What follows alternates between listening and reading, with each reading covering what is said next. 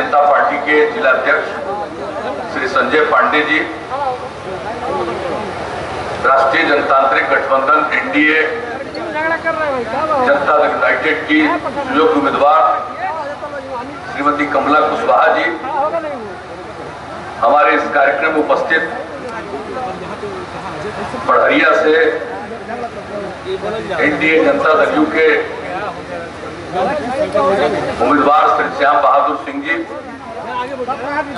हमारे साथ इस कार्यक्रम में आए हुए प्रदेश जनता दल यू के कार्यकारी अध्यक्ष श्री अशोक चौधरी जी, सिवान की लोकप्रिय माननीय सांसद श्रीमती कविता सिंह जी, हमारे माननीय विधान पार्षद श्री वीरेंद्र नारायण यादव जी, वीआईपी पार्टी के महासचिव श्री विद्यासागर चौधरी जी, जदयू के पूर्व जिलाध्यक्ष चंद्रकेतु सिंह जी, बबलू सिंह चौहान जी, नंद प्रसाद चौहान जी, जनाब अशरफ अंसारी साहब, श्रीमती सुमिता यादव जी, श्री संजय सिंह कुशवाहा जी, बैरिस्टर यादव जी, धनजी प्रसाद जी, विनोद कुशवाहा जी, विवेक शुक्ला जी, टुनटुन प्रसाद जी, कृष्णा जी कुशवाहा जी, शंभू प्रसाद जी, भारतीय जनता पार्टी के सम्मानित नेतागण सर्वश्री सरोज सिंह राणा जी, वशिष्ठ पाठक जी, अनिमेश कुमार जी, विनय प्रसाद शाही जी, प्रभु गुप्ता जी, सभी एनडीए घटक दलों के सम्मानित नेतागण, मेरे प्रिय साथियों, प्रिंट और इलेक्ट्रॉनिक मीडिया से जुड़े पत्रकार मित्रों, छायाकार बंधुओं और इस सभा में उपस्थित बहनों एवं भाइयों, गर्मी के मौसम को झेलते हुए आप सब इस चुनावी सभा में उपस्थित हुए हैं। इसके लिए मैं आप सब लोगों का हार्दिक अभिनंदन करता हूं और आप सबको धन्यवाद देता हूं। अभी कोरोना के चलते जो चुनाव का समय है इसको बहुत सीमित रखा गया है। पहले जो चुनाव होता था इतना समय होता था कि हर जगह हम लोग जरूर चले जाते थे। अब ये तो असंभव है कि हर जगह पहुंच सके, लेकिन इस धरती पर आने का मौका मिला। इस जिरादेई विधानसभा क्षेत्र में मैं सबसे पहले राजेंद्र बाबू की धरती का मैं नमन करता हूं, ऐतिहासिक भूमि का नमन करता हूं और आप सब लोगों को मैं हृदय से धन्यवाद देता हूं। हमारे साथियों ने संक्षेप में अपनी बातें कही है, लेकिन सब महत्वपूर्ण बातें कह दी गई। पहले जिन लोगों को मौका मिला था 15 साल, उन लोगों ने कोई काम नहीं किया, बिहार का बुरा हाल कर दिया, जंगल राज कायम कर दिया। ऐसी ऐसी घटनाएं घट रही थी, सामूहिक नरसंहार की, लोगों के अपहरण की, क्या बुरा हाल था। बिहार के कितने व्यापारी यहां से भागकर बाहर चले गए थे, कितने चिकित्सकों को क्या क्या झेलना पड़ा था। अनेक लोग भी चिकित्सक भी बिहार छोड़कर के बाहर चले गए थे। काम करने का मौका कोई मामूली बात नहीं है कि लोगों को 15 वर्ष मिला, पति पत्नी को, लेकिन काम क्या किया, बिहार की सेवा क्या की। और जब बिहार के लोगों ने हम लोगों को काम करने का मौका दिया, एनडीए को काम करने का मौका दिया, तो उसके पहले ही हमने क्या ऐलान किया था कि अगर मौका मिला तो हम लोगों का लक्ष्य है न्याय के साथ विकास का, और उसका मतलब है हर इलाके का विकास और समाज के हर तबके का उत्थान। अब देख लीजिए कि पूरे बिहार के किसी भी इलाके की कोई उपेक्षा की गई, समाज के हर तबके को आगे बढ़ाने के लिए प्रयास किया गया। जो लोग किनारे पड़े हुए थे उनको मुख्य धारा में लाने के लिए उनके लिए विशेष पहल, चाहे महिलाएं हों, अनुसूचित जाति जनजाति के लोग हों, अति पिछड़े वर्ग के लोग हों, अल्पसंख्यक समुदाय के लोग हों, सब लोगों को आगे बढ़ाने के लिए और विशेष पहल किया गया। किसी की उपेक्षा नहीं की गई, सबके हित में काम किया गया। तो आज जो उसके बाद मौका मिला, बताइए महिलाएं कितनी जनप्रतिनिधि।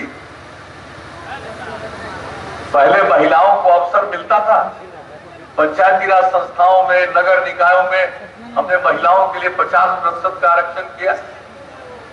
अनुसूचित जाति अनुसूचित जनजाति को 16% और 1% क्रमशः, अति पिछड़े वर्ग को 20%। कितनी बड़ी संख्या में जनप्रतिनिधि के रूप में समाज की सेवा करने लगे और इससे समाज में प्रेम का, भाईचारे का और सद्भावना का माहौल पैदा हुआ। और तब से लेकर हम लोगों ने अपराध पर नियंत्रण किया। हम बराबर क्या कहते थे?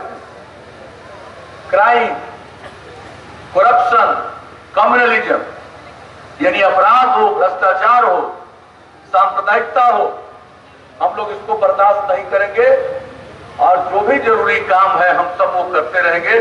समाज में प्रेम, भाईचारा और सद्भावना के लिए यही काम करते रहे। अब क्या अपराध का दर था, आज अपराध का दर कितना नीचे चला गया, ये तो कोई दावा कर ही नहीं सकता है कि हर आदमी ठीक हो जाए। कुछ न कुछ तो बाएं दाएं इधर उधर गड़बड़ करने वाला लोग होता ही है, लेकिन इन सब चीजों के बावजूद अपराध का दर कितना नीचे चला गया, केंद्र सरकार के द्वारा प्रकाशित होता है हर राज्य का जो अपराध का आंकड़ा। अब उस आंकड़े के आधार पर राष्ट्रीय अपराध अभिलेख ब्यूरो के द्वारा 2018 का जो आखिरी अभी प्रकाशित हुआ, उसके मुताबिक अब बिहार अपराध के मामले में कितना नीचे चला गया। इतनी बड़ी आबादी का और इतना बड़ा राज्य, लेकिन अपराध के मामले में 23वां नंबर हो गया। हम लोगों ने विकास का काम किया। अब पहले बिहार का क्या था, राज्य सकल घरेलू उत्पाद के माध्यम से जो यहाँ की परिसंपत्ति थी 76,466 करोड़, अब वो बढ़ करके 4,17,977 करोड़, यानी अब सोच लीजिए कि कितना विकास का काम हुआ। यानी बिहार के विकास दर में 12.8% की वृद्धि प्रतिवर्ष और आम आदमी के आमदनी में 10.5% की वृद्धि। ये सब काम हम लोगों ने किया है। कितना सड़क बनवाया, कितना स्कूल बनवाया, लड़की पढ़ नहीं पाती थी, पोशाक योजना, साइकिल योजना, अब कितनी लड़कियां पढ़ने लगी। महिलाएं कितनी जनप्रतिनिधि हैं। महिलाओं को और ज्यादा जागरूक करने के लिए हमने जीविका समूह का गठन किया, वर्ल्ड बैंक से कर्ज लेकर के, और जो जीविका समूह का गठन किया 10 लाख का मेरा लक्ष्य था, 10 लाख का लक्ष्य पूरा हो गया। अब उसके आगे जा रहा और 1,20,00,000 से ज्यादा महिलाएं जीविका समूह से जुड़ गई। कितनी उनमें जागृति आई, परिवार की आमदनी कितनी बढ़ रही। एक एक काम के लिए हम लोगों ने काम किया, समाज के उत्थान के लिए। और जो हम तो बात कर रहे हैं मिडिल स्कूल और हाई स्कूल का, लड़कियों की संख्या तो हाई स्कूल में इतनी कम, इतनी बड़ी आबादी में 1,70,000 से भी कम, और अब लड़के और लड़कियों की संख्या बराबर हो गई। लेकिन एक बात जान लीजिए, प्राथमिक विद्यालय में भी 12.5% बच्चे बच्चियां बाहर रह जाते थे। हमने उसका सर्वेक्षण किया कि कौन लोग हैं जो सबसे अधिक बाहर है। जो महादलित समुदाय के लोग और अल्पसंख्यक समुदाय के लोग सबसे अधिक वो बाहर रहते थे। हमने टोला सेवक, तालमी मरकज, स्वयं सेवक में 30,000 के करीब लोगों को लगा करके बाहर पढ़ा करके स्कूल तक पहुंचाना शुरू किया। और अब स्कूल से बाहर रहने वालों की संख्या न के बराबर हो गई, 0.5% से भी कम। तो कौन क्षेत्र है, कहां सड़क था, कहां बिजली थी, आप जरा इन चीजों को देख लीजिए। और कहां जो स्कूल था कहीं गांव में दिखाई पड़ता था। एक एक काम हम लोगों ने किया। पहला 5 साल से भी ज्यादा, दूसरा 5 साल और तीसरे 5 साल का काम मिला तो हमने और आगे बढ़ाने के लिए 7 निश्चय की बात कही। और उस 7 निश्चय के माध्यम से आप बताइए कितनी संस्थाओं का निर्माण। हर जिला में इंजीनियरिंग कॉलेज, हर मेडिकल संस्थान, हर जिला में पॉलिटेक्निक संस्थान, हर जिला में महिला ITI, हर जिला में GNM संस्थान, हर सब डिवीजन में ITI और ANM संस्थान, और लगभग सब जगह काम प्रारंभ हो गया। कई जगहों पर बिल्डिंग तक बन गया। नए मेडिकल कॉलेज का निर्माण, कितना कम मेडिकल कॉलेज, शुरू में ही हमने काम किया। 3 मेडिकल कॉलेज का निर्माण पूरा हो गया। 8 मेडिकल कॉलेज केंद्र की सहायता से उसका काम चल रहा है। उसके अलावा और 3 मेडिकल कॉलेज का काम हम लोग शुरू करने जा रहे हैं। तो एक एक चीज,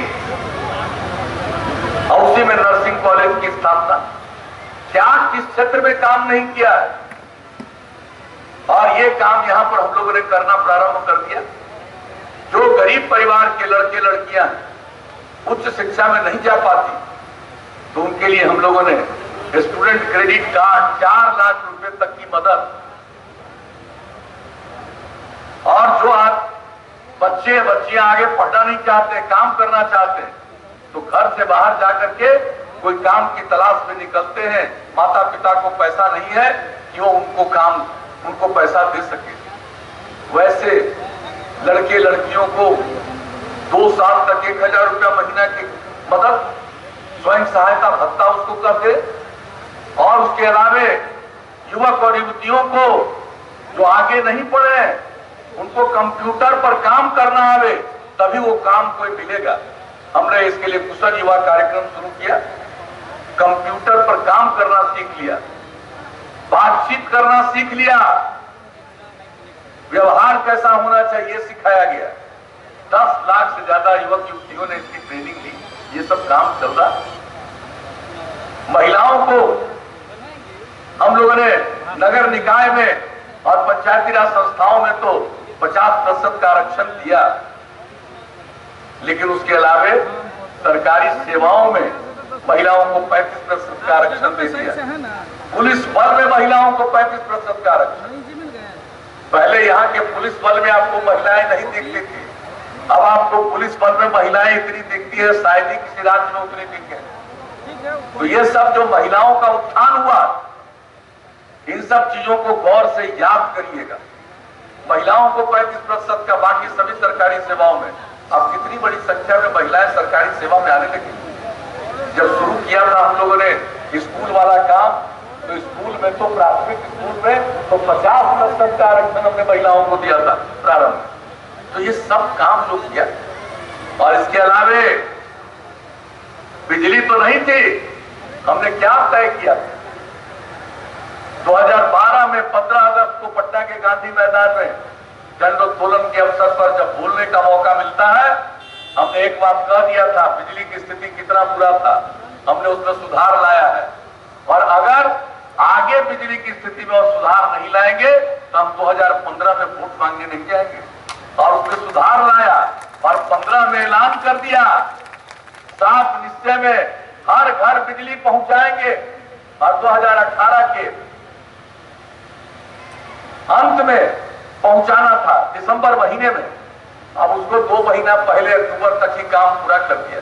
अब उसके बाद कितने लोग और बिजली अपने अपने घरों में उसके बाद भी ले जा रहे हैं। हमने कहा हर घर नल का जल, पूरे देश में हर घर शौचालय, यहां भी हर जगह लगभग बन के तैयार। हर घर नल का जल, कि कोरोना के चलते बीच में बाधित हुआ, लेकिन 83% से भी ज्यादा हो गया है। अगले महीने 2 महीने में यह पूरा काम हो जाएगा। हर घर तक पक्की गली और नाली का निर्माण, ये सब काम हम लोगों ने काफी हद तक पूरा कर दिया। तो जो साफ निश्चय किया उस पर हम लोगों ने काम किया भाई। तो हम लोग तो सेवा करते हैं, कुछ लोगों को अपना परिवार सब कुछ है, हमारे लिए पूरा बिहार एक परिवार है, और पूरे बिहार